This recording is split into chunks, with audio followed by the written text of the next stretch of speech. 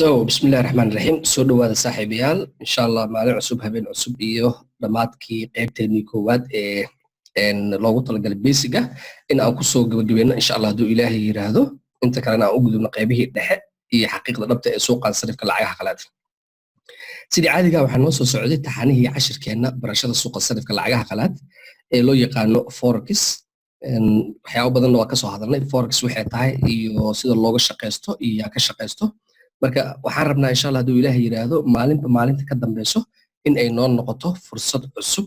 iyo muxuu ahaa ii sheeg waa cusub ee uu qofka wax badan uu ka faa'iidi karo. Waxaan rajeynaa insha Allah hadduu Ilaahay yiraahdo. Sidii caadiga labadii cashir ugu dambeysay waxaan ka soo hadalnay oo ka soo sheekeynay oo aadna muhiim u ah in uu qofka fahmo brokerka iyo sida uu u shaqeeyo. Soomaalina dilaalka suuqa muxuu qabtaa maxaa looga baahan yahay inuu ku qabto maxaa fursado iyo ka banaan oo ka heli kartaa iyo meesha lacagtaada aad dhiganaysid inay tahay meel muhiim ah haddii even wax yimaadaanna sida loo raadiyo brokerada inay yihiin brokero sharciyeysan ama wadamada caalamiga ah ka diiwaan gashanna xalayaan soo qaadan cashirkeenni. Qaybtan caawa hadduu Ilaahay yiraahdo marka waxaa miiska noo saaran qayb ka mid ah suuqa sarifka lacagaha qalaad oo aad muhiim u ah. Okay, waxaan rabnaa marka inaan barano insha Allah hadduu Ilaahay yiraahdo waa maxay margin oo suuqan marka aad joogtid marar badan kuugu soo noqonayo iyo sidoo kaleeto waa maxay usage margin ama margin la isticmaalay iyo sidoo kaleeto waa maxay equity kelmadaas waxay noqonaysaa af Soomaali ahaan sinaan. Waa maxay marka free margin sidoo kaleeto waxaa jira asna margin level, margin call level iyo sidoo kaleeto stop out level iyo qaybta ugu dambeysa oo ayadana ah waa maxay unrealized PL iyo sidoo kaleeto floating BL oo ayadana qayb muhiim ka ah marka la joogo suuqan. Sida caadiga marka inta hadda hortiina aan ku soo sheegay waxaa badanaa laga dhaxelaa MetaTrader 4ka siba marka qofka uu lacag boos cusub oo furto oo ah marka trading cusub gashid ee laba lacag ee kamid ah lacagaha suuqan yaala marka isku furtid adigoo faa'iido ka raadinayo ama jiha baya ama jiha sela u raac waxaa hortaada ka soo muuqan doono inta ugu badan waxyaabaha hadda aan rabno in aan ka sheekeyno laga yaabo qofka inuu maalin walba arko laakiin uu fahansaneen si marka loo fahmo marginka waxa uu yahay in noocyadu u kala baxo insha Allah hadduu Ilaahay yiraahdo waxaan rajeynaa in aad caawa kaga bogan doontaan qaybteena 12aad ee taxanii cashirkeena suuqa sarifka lacagaha qalaad. Okay, so marginka u imaana marka waa maxay marginka? Margin kelimadan macnaha marka af Soomaali u raadiyay waxa iigu soo dhow ee macquulka ah waa meesha marinka la dhaho sababtoo ah qofka markii uu wada marayo kaleeto wadada aad maraysid inta aad ku taagan tahay marka laga soo tago waxaa jirto marka dhinacaaga bidix midig kor iyo hoos iyo gadaal oo ah waxyaabaha kugu hareeraysan. Marginkana markaan soo koobay kelimada ugu macquulsan ee ii soo baxday waxay noqotay marin. Okay, markaad ka baayac mushtarayso marka ganacsiga suuqan sarifka waxaa lagaa rabaa keliya inaad xoogaa lacag yar ah ku qorto si aad u furato una ilaaliso booska cusub ee aad furatay. Lacagtaada guud waxaa loo yaqaanaa marka marinka. Tusaale ahaan haddii aad rabto inaad iibsato 100,000 oo xirmo qiimihiisuna yahay sida tusaalaha euro iyo AUD uma baahnid inaad qorto lacagta oo dhan oo ah macnaha lacagta akoonka kugu jirto. waxaad u baahan tahay oo keliya inaad qayb dhigatid sida tusaale ahaan 3,000 oo kale qadarka dhabta ah wuxuu ku xiran yahay marka dilaalkaaga ama bixiyaha CFD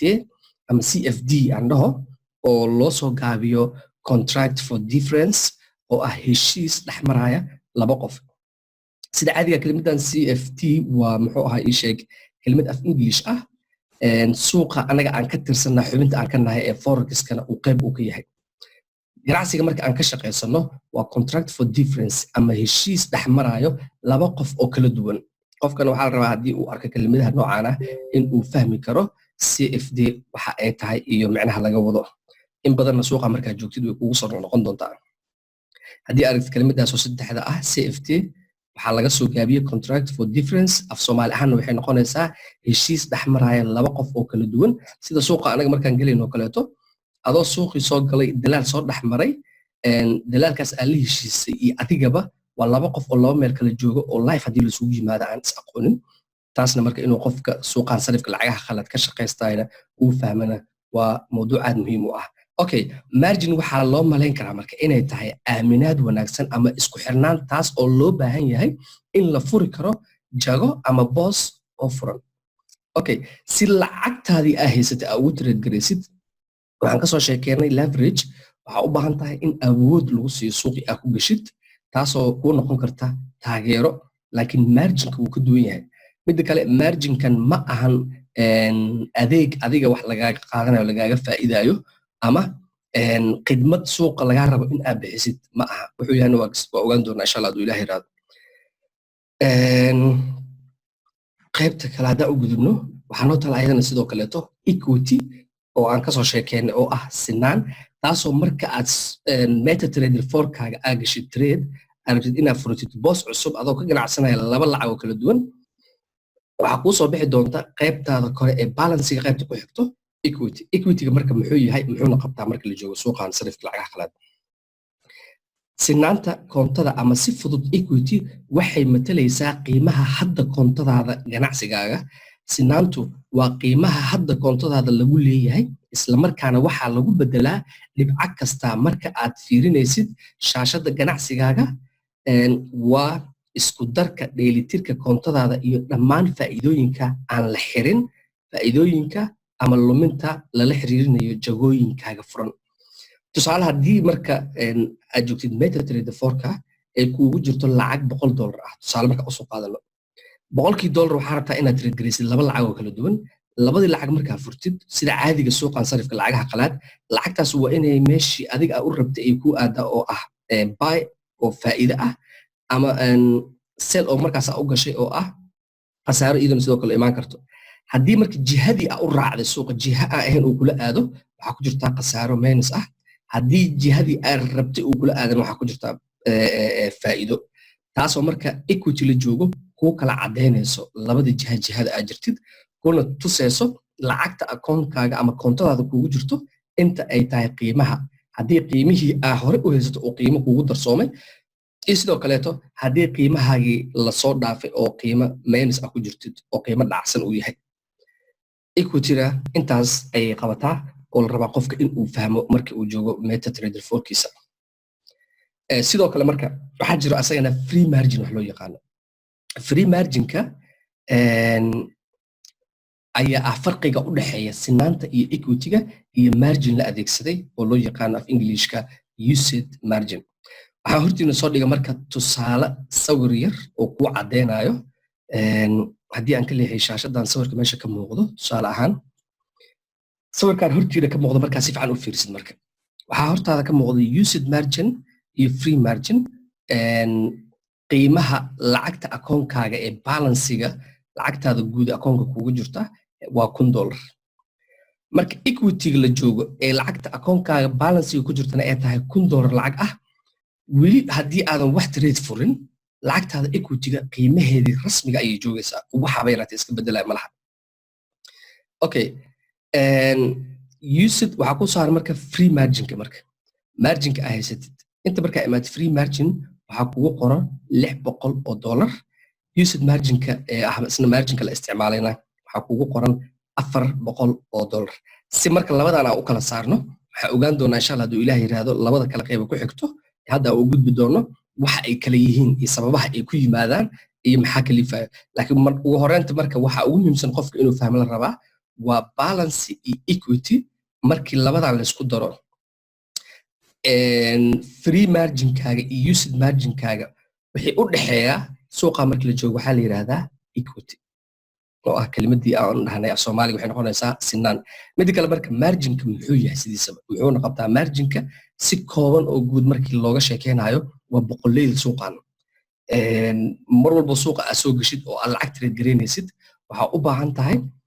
inaad haysatid leverage wax la dhaho, waxaa u baahan tahay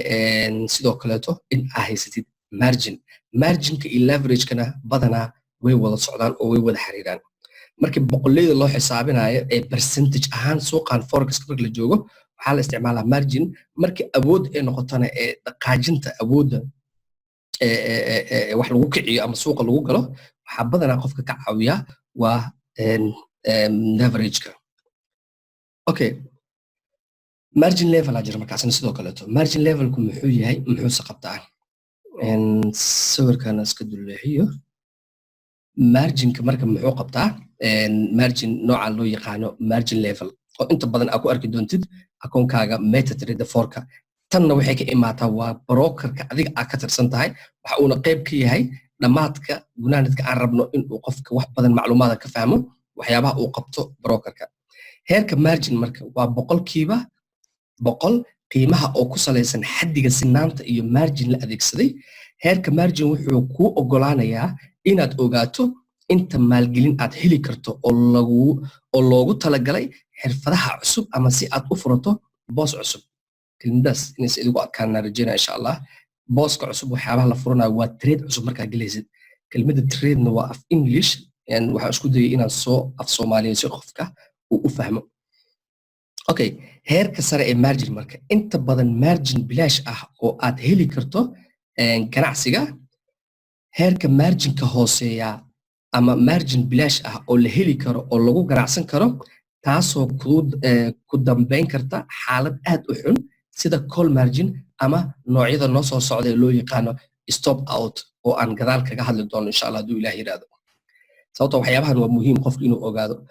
markaa lacaga isku furtid ee aragti inaad ka tiragaraysid noocyo badan oo margin ah jiro marginada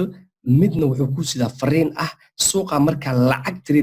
trade garaysid ama aad ku ganacsanaysid ama boos cusub aad furtid lacagtii aad furtay maxaa boqolkiiba lagu ogol yahay si aad u furo lacag kaleeto oo trade kaleeto aa u suubiyo marmarka qaar adoo akoonkaaga lacag ay kuugu jirto koontadaada ayaa waxaa arkaysaa in brokerka markaa rabtid inaad lacag gashid inuu ku dhaho lacag kugu filan ma haysatid ma geli kartid lacagna way kugu jirtaa marka saa u ogaatid waxyaabahaasoo kaleeto waxaa qayb weyn ka ah xaaladda marginka ee ku sugan tahay maxaa ka og tahay boqolkiiba ilaa intee lagu ogol yahay ilaa intee haysataa akoonka markii aad soo gelaysana ee aad furanaysa leverageka aad brokerkaas kaga furatay ilaa heer intee lagu ku siiyey marka leveragekii inta uu ku siiyey aad boqolli ahaan waxay isku bedelaysaa margin oo suuqa marka la joogo laftirkeeda qayb ka qaadanayso kuuna sheegayso tradyada iyo boosaska cusub aad furi kartid iyo boosaska aan lagu ogoleen okay waxaa jira sidoo kale asna margin call level oo ah heerka wicista margin call muxuu yahay marka haddaa isweydiino waxaa imaanayso wicitaanka margin waa marka uu dalaalkaagu kuu sheego in heerkaaga margin uu ka hooseeyo heerka ugu hooseeya ee loo baahan yahay heerka margin call ogeysiiskan ayaa ahaan jiray wicitaan telefoon oo run ah laakiin maalmahan dambe badanaa waa email ama fariin qoraal ah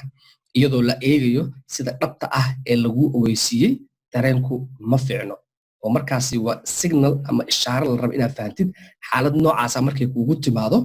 ee lagu sheego in aad fahantid in akoonkaaga xaalad aad u daran uu ku sugan yahay laba maada mid way kuu furan tahay in lacagta markaas soo hartay aad kala baxdid oo aad xirtid markaasi booska kuu furan ama in lacagta kuugu jirto aad lacag ku dirtid si ay lacagtaasi nabadgelyadeeda u sii sugnaato tradekaasna lagugu ogolaado inuu kuu sii furnaado okay tusaalaha haddaa fiirisid marka marginka meeshaan ku sawiran tusaale ahaan waxaan usoo qaatay traffic lineka ama baabuurta bahalkan loo isticmaalo waxaan u malaynaa af soomaali ahaan inay noqonayso trafficada magac kale hadda ma ku xasuustay okay muhiim ah laakiin sawirka hortiina ka muuqda qof walba uu fahmi karaa marginka marka xaalad noocaana markay soo socoto ee lagu dhaho marginkaagii waxaa la isticmaali karaa oo ku haray lacag 200 ah waxaana ku jirtaa 800 oo minus ah oo khasaare ah akoonkaagina saa hore ugu soo sheekeen waxaa ku jirtay $1,000 oo lacagta Mareykanka ah kunkii haddii ay la noqoto marka in la soo garaac weerar ama lagugu soo wajahan yahay oo used marginkaaga uu sii daciifayo ama awooddaada suuqa ay sii daciifayso markaanoo kale waxaa imaanaysa marka in shirkadda ama brokerka aad ka tirsan tahay ay kuu soo dirto email ogeysiis ah inkastoo waagii hore la isticmaali jiray in qofka toos loo waco telefoon ahaan markii dambe oo teknolojiyada sii horumartayna waxaa imaatay in qofka ama message ama SMS loogu soo diro ama email ahaan loogu soo diro si uu ugu baraarugsanaado in xaaladda akoonkaasi uu ku sugan yahay ay halis tahay marka inta la maraayo marka qaybtan hadda 200 marka si fiican u fiirisid akoonkaaga 800 oo meensa markuu ku jiro ee 200 ay kuugu soo hartay waxa bilaabanaysa marka digniintii marka wadada maraysa marka haddii uu kugu soo shidmo nalkan ii sheeg ah oranjiga waxaa lagu sii sheegaa in ishaarada ay xirmi rabto si aad go'aan usii qaadatid haddaa hore u soconaysid iyo haddii aad markaas istaagaysid isla marka kadibna waxaa kugu soo baxaya nalka guduudka ah taasoo la rabo in aad ku istaagtid si noloshaada aad u badbaadisid iyo nolosha dadka kaleeta ee waddada kula maraya haddii aad samayn weyso marka ee lagu siiyo signalkii ama fariintii lagu soo sheego oo aad samayn weyso marka maxaa dhacaya waxaa jirto qaybtan ayadana loo yaqaano stop out level oo ah ganacsiga safka hore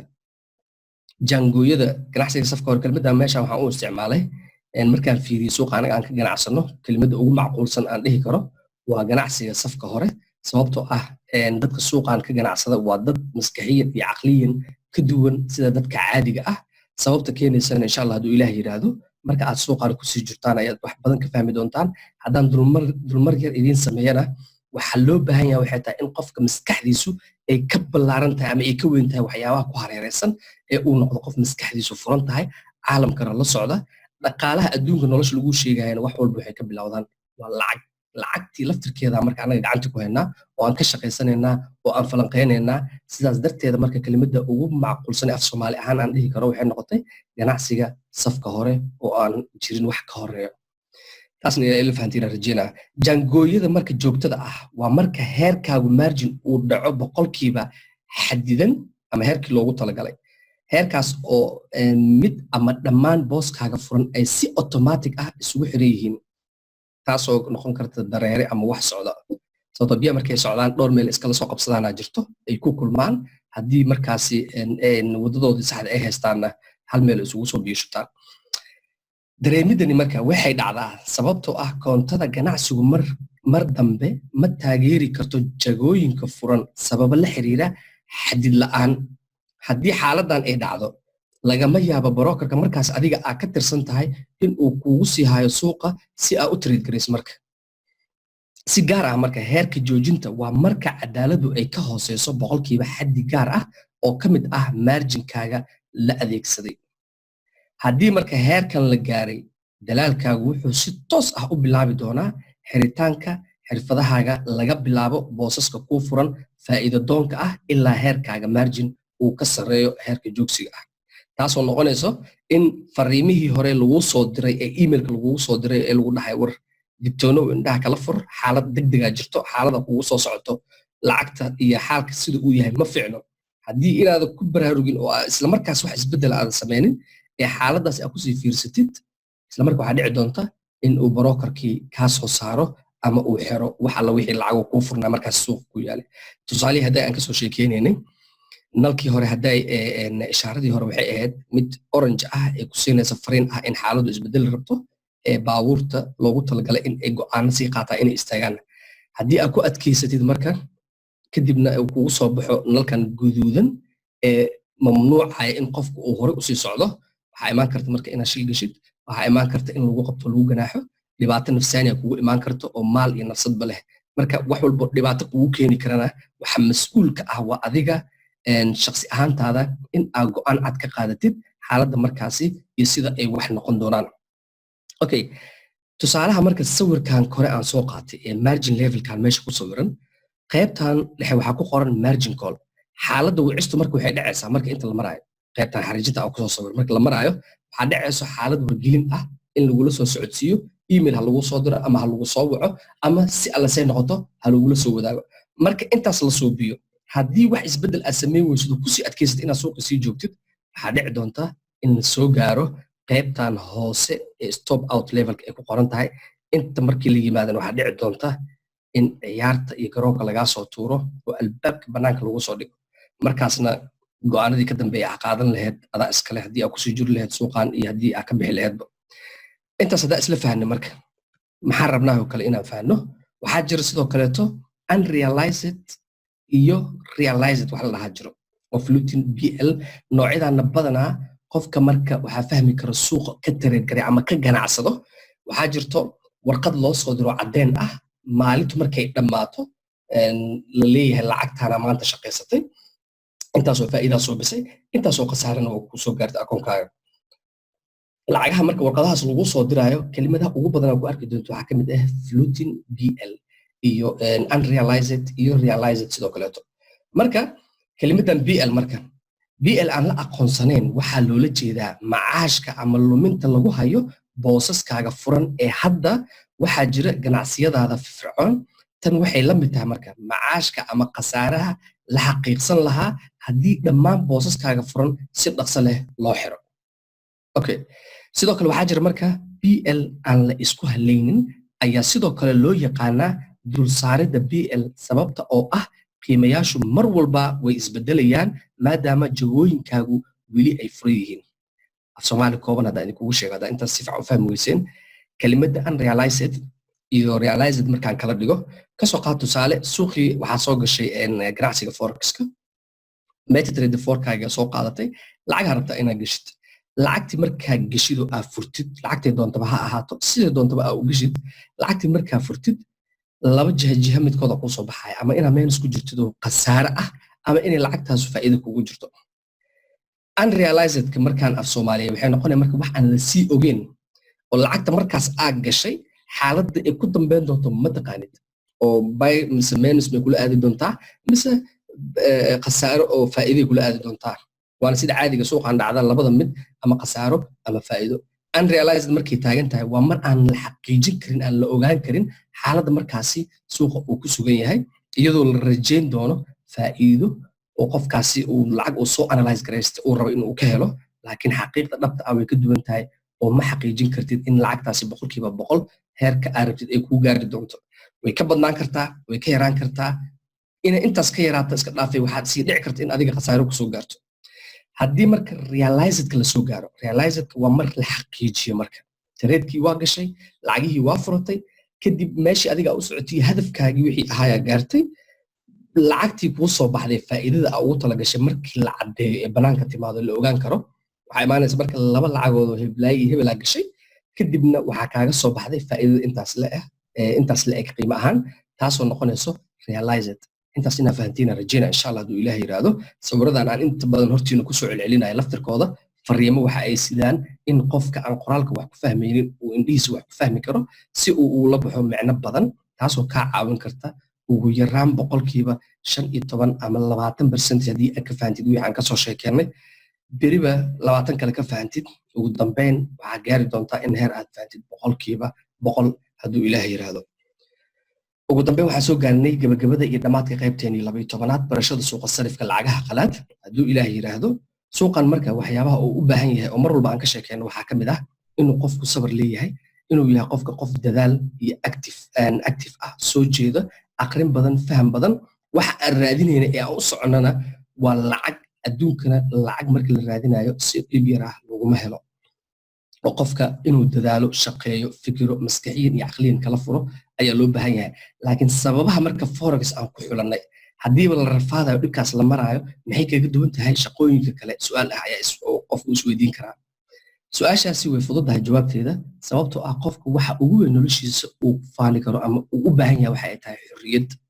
taasoo forex ku horseedi karta in aad heshid xorriyad dhaqaale xorriyad nafsadeed oo ah maanta haddii aad tahay qof family leh in haddii familkaaga kuu baahdaan ama xaalad kula soo gudboonaato in waqtigaas familkaaga ama noloshaada kale aad caawin kartid si hadhow marka waqtiga aad arrimahaas soo dhamaysadidna suuqaagii aad u geli kartid ogow midda kale shaqooyinka caadiga ah waxay leeyihiin lacaga jaan go'an oo loogu talagalay oo laisla og yahay forex way ka duwan tahay oo ma lahan qofka asagaa xor u ah intuu doono oo faa'iido ahna ka shaqaysan karo waqti go'an oo lagu gooyo lagu dhahayna waa ka shaqaysan kartaana ma laha 24 saac ee 5 maalin ee shaqada ah suuqaasi waqti walbo waa uu furan yahay sidii caadiga ahayd ee hore aan ugu soo sheekeynay intaasna waxaan rajaynayaa in ay fahanteen hadduu Ilaahay yiraahdo waxaan ku soo gabagabeynaa markaa dhib walba guul laguma gaaro laakiin guul walbo waa loo dhibtoodaa insha Allah intaasna inaa fahanteen rajaynayaa hadduu Ilaahay yiraahdo inta casharadeena dambe xiga aan ku kulmi doono waxaan idinkaga tegayaa sidaas iyo nabadgelyo assalaamu calaykum waraxmatullaahi tacaala wabarakaatuh